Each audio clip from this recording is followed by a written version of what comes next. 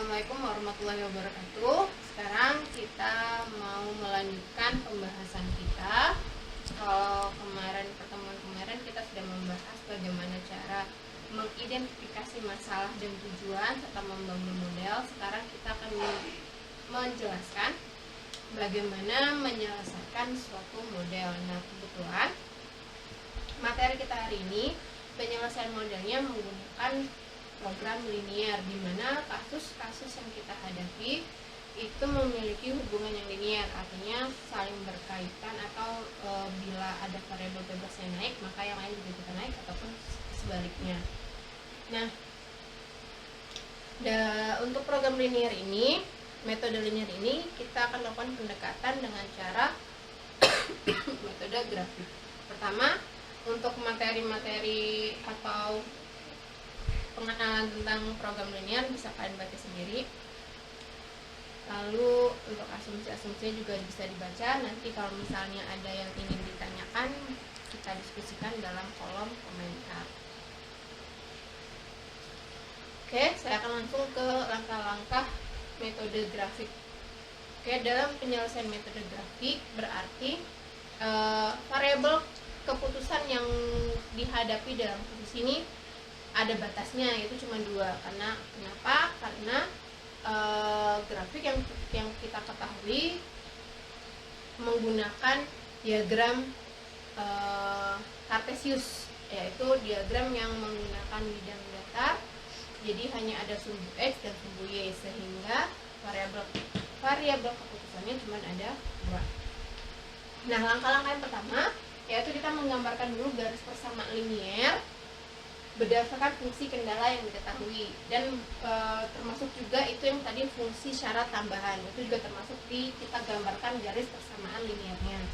Lalu setelah kita tentukan garis, kita tentukan daerah visible region. Ini nih, daerah visible region dengan cara arsiran.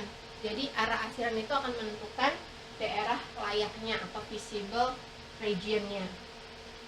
Setelah kita mendapatkan visible regionnya, jadi kita akan mendapatkan titik-titik ekstrim yang merupakan hasil optimum. Nah, titik-titik ekstrim ini yang disebut dengan alternatif, berarti masih ada opsi-opsi 1, 2, 3, 4. Lalu setelah kita tentukan mendapatkan opsi-opsi atau alternatif, kita validasi dengan menggunakan atau memasukkan nilai-nilai di titik-titik ekstrim ke fungsi tujuan bernilai Z. Maka akan kita peroleh nilai Z yang paling tinggi atau yang paling rendah sesuai dengan tujuan dari kasus kita, apakah maksimisasi atau minimisasi. Oke, jadi itulah langkah-langkah dalam menyelesaikan masalah program linear atau riset operasional yang ada program linearnya dan metode grafik. Biar tidak terlalu memusingkan, langsung aja kita contohkan ke dalam contoh kasus, dimana contoh kasusnya ini sama seperti pertemuan kita yang lalu, contoh kasus yang pertama. Nah, jadi dari contoh kasus yang pertama kemarin sudah kita bikin tabel identifikasinya, lalu membuat model matematikanya, sehingga model matematikanya seperti ini. Oke, jadi untuk menyelesaikan permasalahan ini, permasalahan program linear dengan metode grafik, langkah pertama tadi adalah membuat garis persamaan. Oke, sekarang kita cari tahu bagaimana membuat garis persamaan.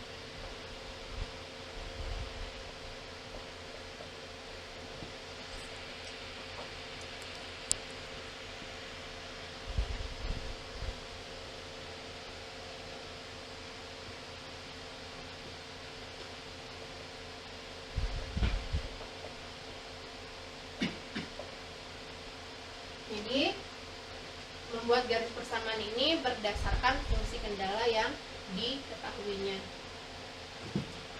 Yang pertama, seperti kita lihat di sini, fungsi kendalanya ada 2, maka nanti garis kendalanya ada 2 dan ditambah dengan fungsi syarat yang ini. Jadi nanti ada 3 garis, 2 fungsi kendala dan 1 garis fungsi syarat.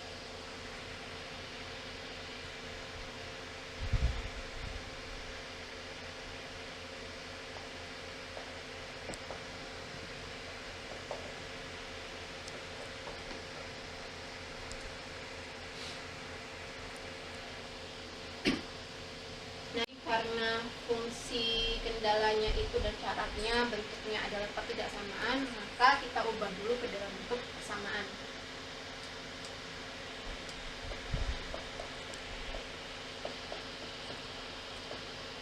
Jadi kita ubah dulu ke dalam bentuk persamaan. Setelah kita ubah dalam bentuk persamaan, lalu kita buat permisalan. Kita misalkan X-nya sama dengan 0, maka 0 ditambah 2Y sama dengan 1600. 2Y sama dengan 1600, maka Y sama dengan 1600 per 2, Y sama dengan 800.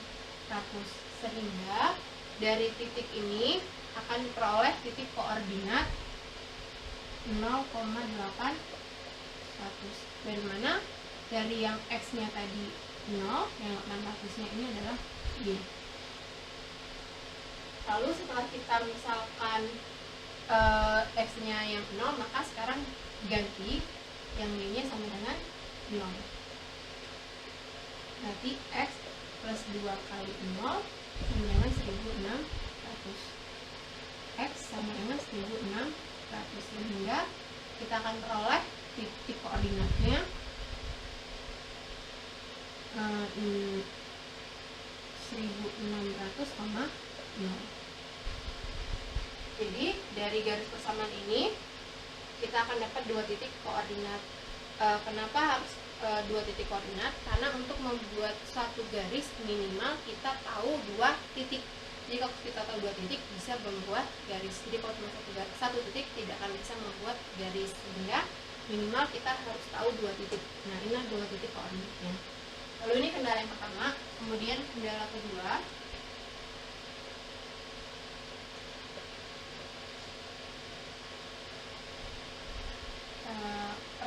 pertidaksamaannya adalah 3x plus y kecil sama dengan 1000. Maka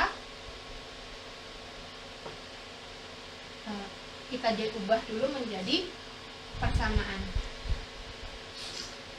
3x plus y sama dengan 1000. Lalu sama kita ulang seperti yang tadi. Kita lakukan permisalan. Misal X sama dengan 0, maka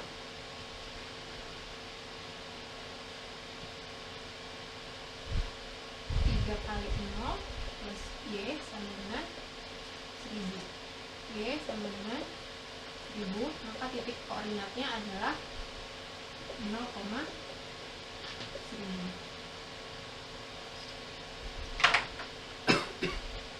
Lalu selanjutnya kita misalkan Y-nya yang 0. Berarti 3x plus 0 sama dengan 1000. Maka 3x sama dengan 1000. X sama dengan 1000 dibagi 3. X sama dengan 303. Nah, kita gunakan kalkulator. 300 sorry.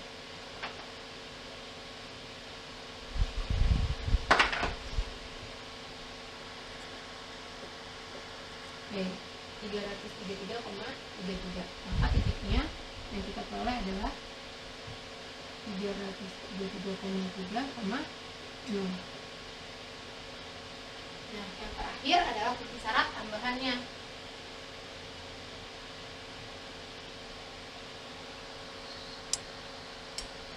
Dimana pertidaksamaannya adalah X plus Y kecil sama dengan 1000. Maka kita ubah dulu menjadi bentuk persamaan. X plus Y sama dengan 1000. Kita misalkan X sama dengan 0, maka 0 plus Y sama dengan 1000.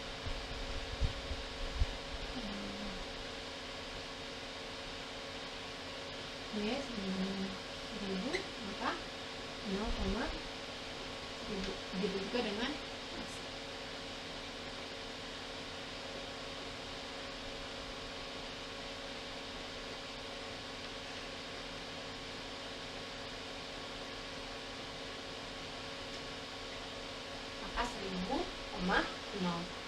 Jadi nanti satu persamaan ini ada 2 titik membentuk satu garis. Satu persamaan ini ada 2 titik membentuk satu garis. Lalu ada syarat tambahan, ada 2 titik membentuk satu garis. Oke, selanjutnya kalau kita sudah menentukan titik koordinatnya, maka kita akan membuat menggambarkan ke dalam diagram Kartesius. Oke, karena ini udah memuat, berarti ininya saya matiin dulu ya.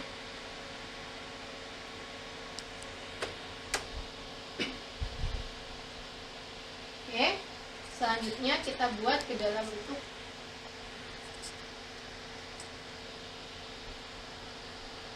garis diagram Kartesius, di mana ini adalah sumbu X, ini adalah sumbu Y.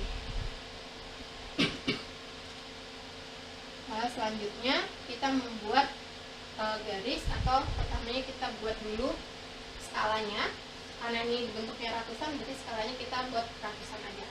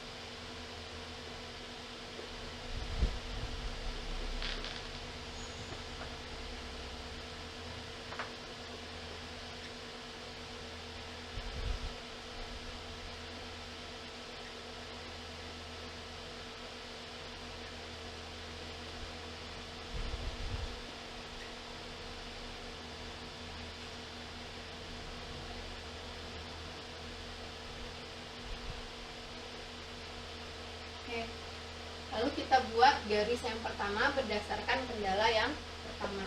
Jadi kendala pertama, titik pertamanya adalah titik koordinat pertamanya 0,800, berarti X-nya 0, Y-nya 800, berarti titiknya di sini. Lalu yang titik keduanya 1600,0, di mana X-nya 1600 di sini dan Y-nya 0, maka di sini. Lalu dari 2 titik ini kita bisa membuat garis persamaan.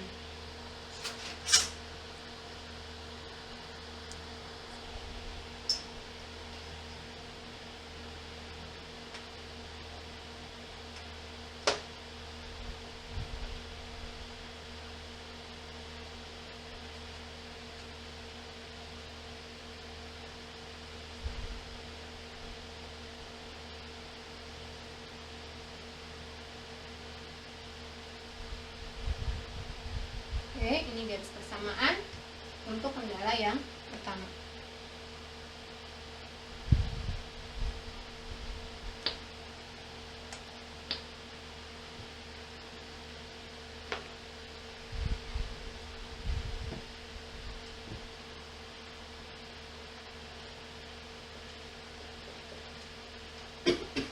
Lalu untuk kendala kedua, titik pertamanya 0,1000, berarti X-nya 0, Y-nya 1000 di sini.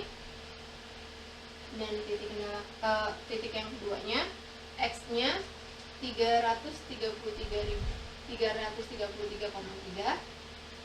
Anggap aja di sini. Dan Y-nya 0.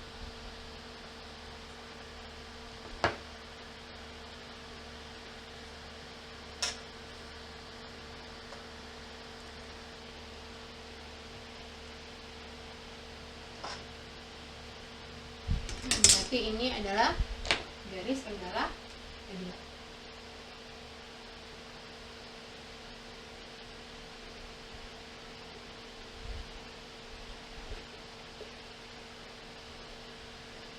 Oke, selanjutnya kita tentukan garis syarat tambahan, di mana X plus Y-nya, X-nya 0, Y-nya 1000. X-nya 0, Y-nya 1000 tetap di sini, dan X-nya 1000, Y-nya 0 yang di sini.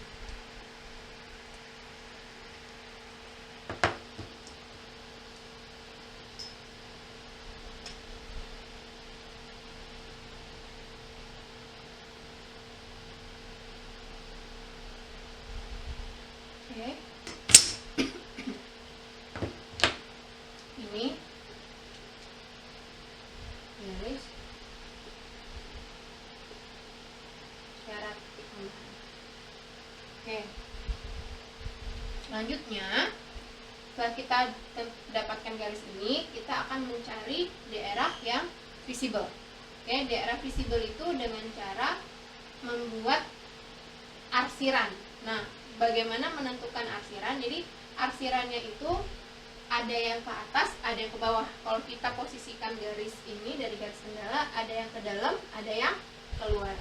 Bagaimana cara menentukannya? Kita tentukan dari persamaan ini. Oke.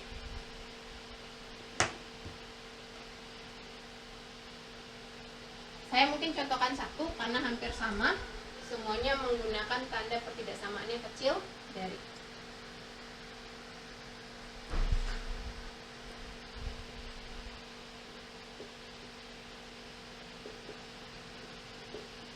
Ini untuk kendala yang pertama. Nilainya adalah X plus 2Y kecil sama dengan 1600. Nah, untuk menentukan arah arsiran, kita masukkan titik 0,0 di sini, titik 0,0. Ya, di mana X-nya 0 dan Y-nya 0. Jadi titik ini sebagai titik uji kita. Titik uji kita 0,0. Lalu kita masukkan ke dalam pertidaksamaan. X0 ditambah 2, 0 kecil sama dengan 1600. Jadi 0 ditambah 0 kecil sama dengan 1600. 0 kecil sama dengan 1600. Nah, apakah kalimat matematikanya benar? Oke, kalau kalimat matematikanya benar, ini kalimat matematika benar ya, maka arah arsirannya itu menuju ke titik 0,0. Jadi kita lihat kendala yang pertama garisnya kan yang ini, maka arsirannya ke titik 0,0. Berarti dia menuju ke dalam.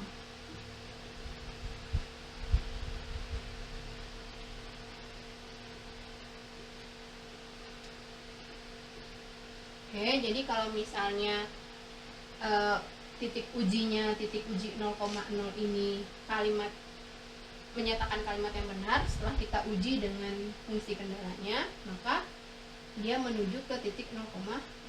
Nah, karena kendala kedua dan ketiga menunjukkan tanda pertidaksamaan yang sama, maka otomatis ketiga garis kendala ini semuanya akan menuju ke arah dalam. Biar nggak bingung, akan saya ganti arah arsirannya ke sini. Ini yang untuk kendala kedua, juga ke dalam.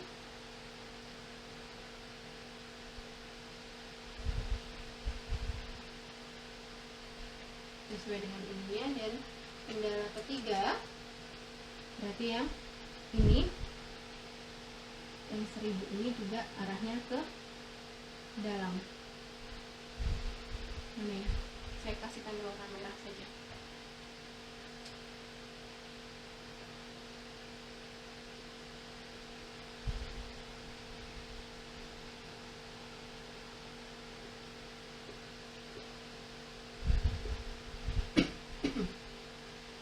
Oke.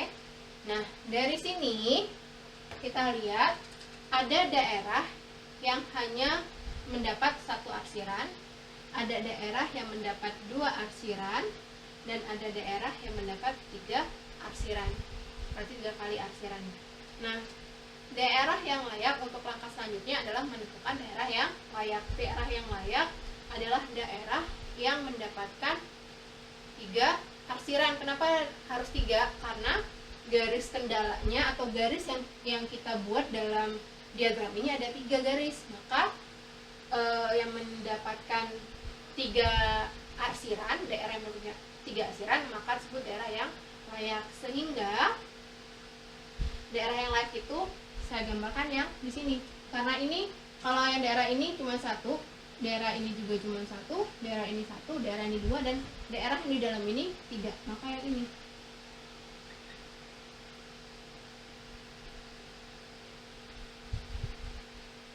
Kalau saya titikkan ABC sebenarnya dari awal, berarti ini ada titik A, titik pertemuan A, B, C, D, E, dan F lalu G, berarti ini ada titik itu. Maka yang menjadi daerah layaknya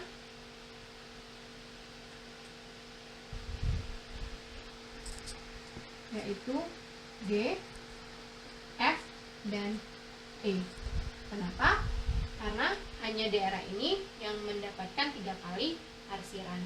Nah, kita udah tahu daerah yang layak atau titik ekstrim yang layak yang menghasilkan titik-titik alternatif yang menghasilkan nilai yang optimum. Selanjutnya kita validasi.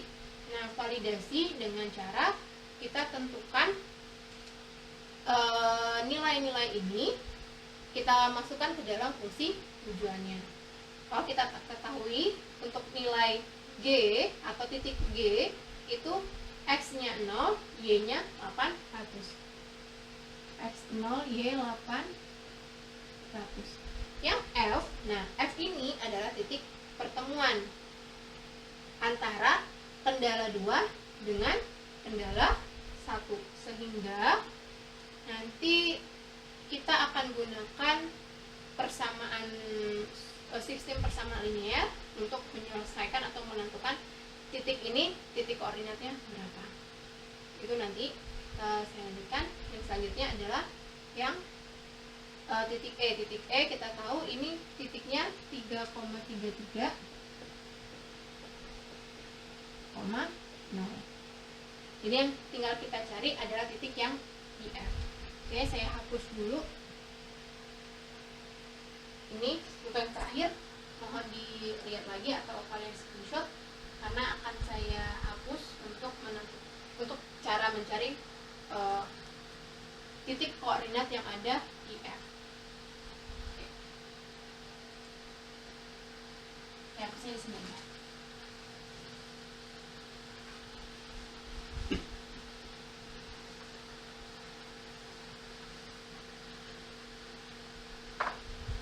Menentukan titik F.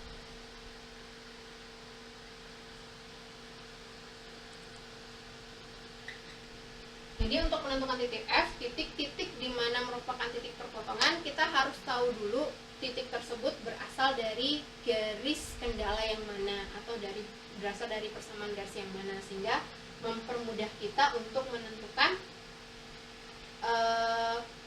ini fungsinya tadi apa. Oke.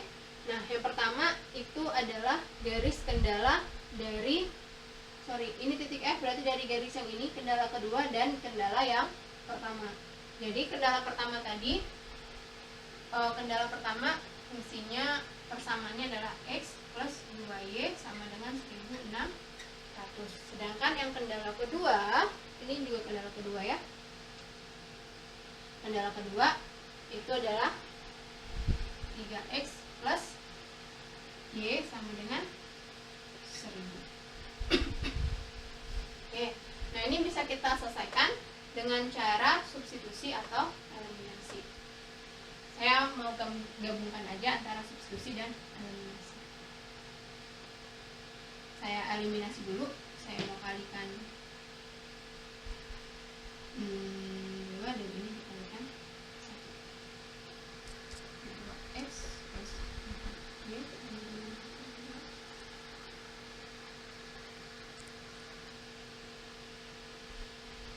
kembali.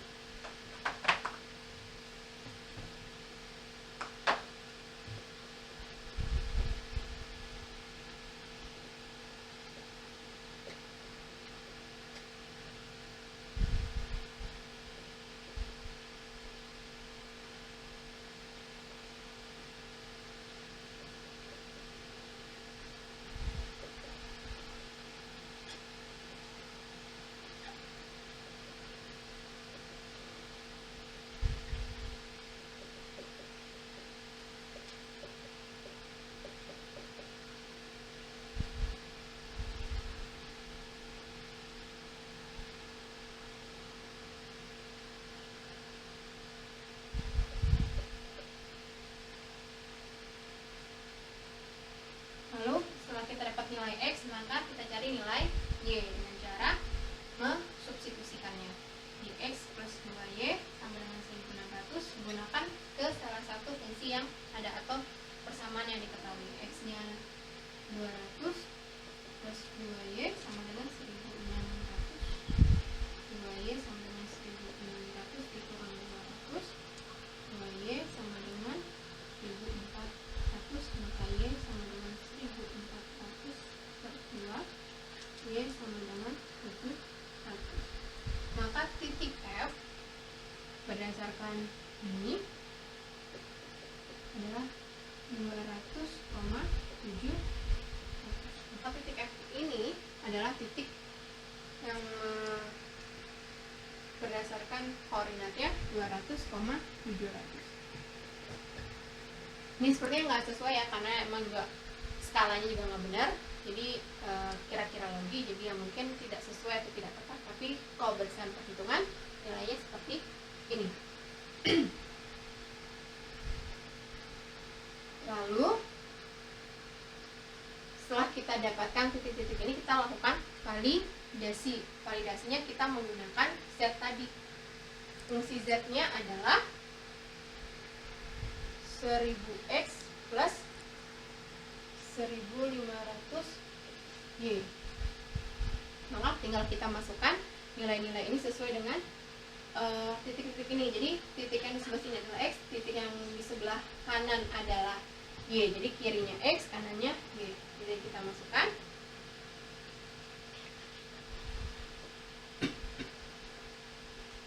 Dikali 0 plus 1500 dikali 800. Ini 1000 dikali 200 plus 1000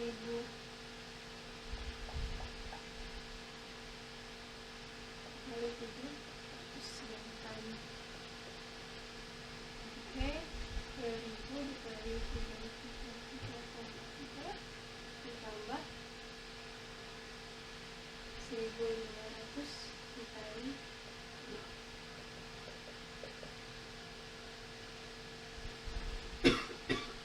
Setelah kita tentukan daerah-daerah yang layaknya dan titik koordinatnya, lalu kita validasi dengan menggunakan fungsi Z-nya tadi atau fungsi tujuan, di mana Z-nya itu adalah 1000X plus 1500Y.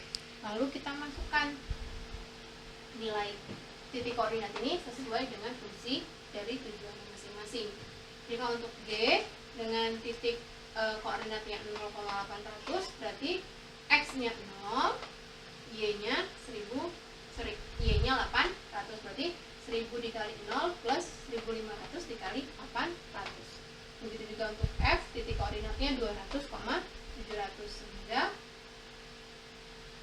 X-nya 200, Y-nya 700, berarti 1000 dikali 200 ditambah 1500 dikali 700. Sedangkan untuk titik E 333,3,0, maka X-nya itu 333,3 dikali 1000 dan Y-nya 0 dikali 1500. Lalu kita jumlahkan, kalikan lalu jumlahkan, maka akan mendapatkan nilai Z-nya. Kita coba satu dulu untuk validasinya. Berarti 0 dikali 1000, 0 ditambah 1500 dikali 800, itu berarti 1.200.000.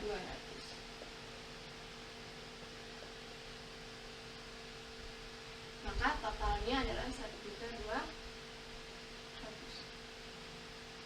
Lalu yang F berarti 1000 dikali 200, 200.000 ditambah 1500 dikali 700, berarti 1.050.000. Maka totalnya 1.250.000. Lalu yang ketiga 1000 dikali 333.000, berarti 333.300 ditambah 0 dengan 37. Nah, setelah kita dapatkan ini, maka direkomendasikan nilai yang atau perusahaan ini untuk berproduksi adalah yang titik F. Kenapa titik F? Karena kita ketahui tadi bahwa tujuan dari kasus ini adalah tujuannya maksimisasi. Jadi kan tujuannya adalah tujuan maksimisasi.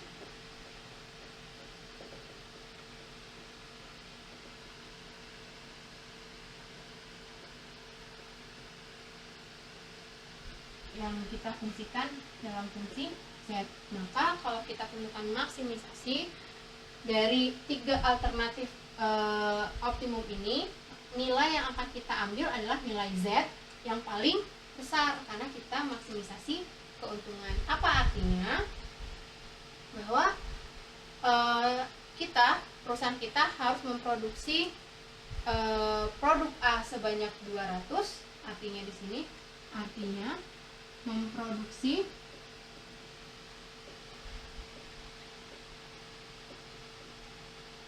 produk A sebanyak 200 unit, sedangkan produk B